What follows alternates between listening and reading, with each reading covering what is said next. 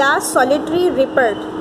सबसे पहले हमने इस पोएम के हवाले से पढ़ा था कि इसके शायर के हवाले से हमने कुछ बातें पढ़ी और इसके अलावा पोएम के हवाले से पढ़ा। अब हम इस पोएम को पढ़ते हैं। The solitary report. सॉलिटरी का मतलब तन्हा, रिपर्ट का मतलब होता है फसल काटने वाली मशीन।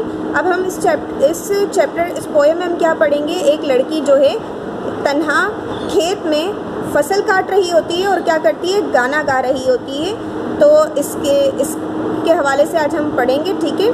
सॉलिटरी रिपर्ट यानी कि तन्हा फसल काटने वाली।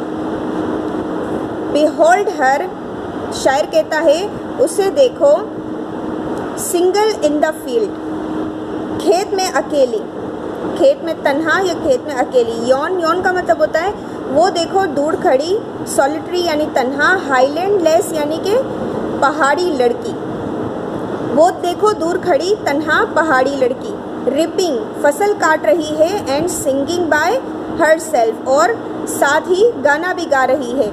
स्टॉप हेयर और जेंटली पास। अब यानी कि वो शायर कहता है कि वहाँ से जो गुजरने वाले, जब ये उस लड़की का गाना सुन रहा होता है तो वहाँ से जो गुजरने वाले लोग होते हैं तो ये उससे मुराद है कि वो उनको कहता है कि या तो रुक जाओ या आराम से गुजर जाओ, यानी कि उसके गाने में खलल ना पेश करो।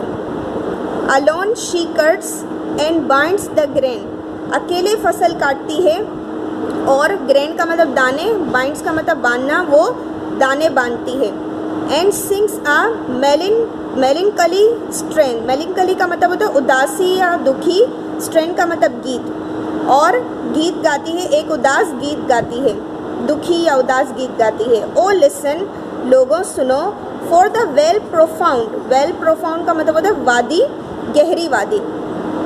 ये गहरी वादी is overflowing with the sound, भरपूर है उसकी आवाज़ से, उसके गीत से, यानी कि इसकी आवाज़ इतनी सुरीली है कि पूरी वादी में उसकी आवाज़ गूंज रही है।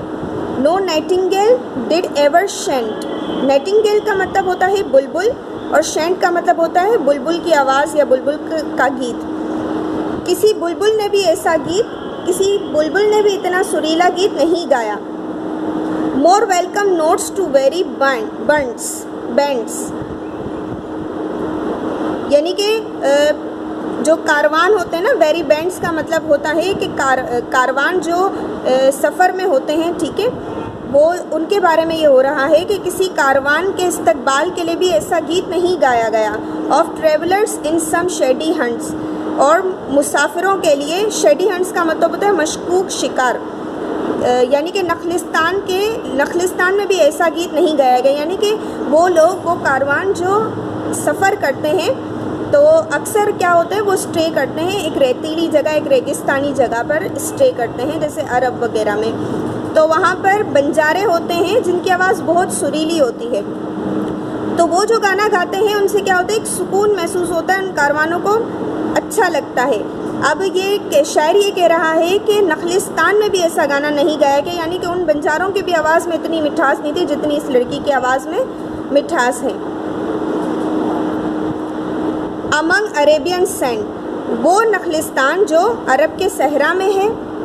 A voice so thrilling never was heard, एक इतनी पुरजोश आवाज़ कभी नहीं सुनी गई। In spring time from cuckoo bird, बाहर के मौसम में किसी कोयल से। Breaking the silence of seas, जिसकी आवाज़ समंदरों की खामोशी को चीरते हुए जाती है। अमंग द फर्थेस्ट हेब्राइडर्स के जज़ायर में। Will no one tell me what she sing, क्या कोई मुझे बताएगा वो क्या गा रही थी। Perhaps the plaintive numbers flow, शायद कोई दुखी गीत। For old unhappy far off things, किसी पुरानी भूली बसरी चीज़ के बारे में। एंड बैटल्स लॉन्ग अगो, या पुरानी जंगों के मुताल्लिक। और इज इट मोर हम्बल लाई, या ये कोई आम सा गीत है। फैमिलियर मैटर ऑफ टुडे, कोई इसके साथ कोई हालिया वाक़या हुआ है। सम नेचुरल सोरो, लॉस और पेन, कोई फितरी दुखी या नुकसान या दर्द है। That has been and may be again, जो माजी में था और दोबारा हो सकता है। Whatever the theme the maiden sang, इसके गीत का चाहे कोई भी मौजू हो। As if her song could have no ending, लगता है इसका गीत जो है सदाबहार है। I saw her singing at her work, मैंने उसे देखा गीत गाते हुए, काम करते हुए और साथ ही गीत गाते हुए। And over the sickle bending,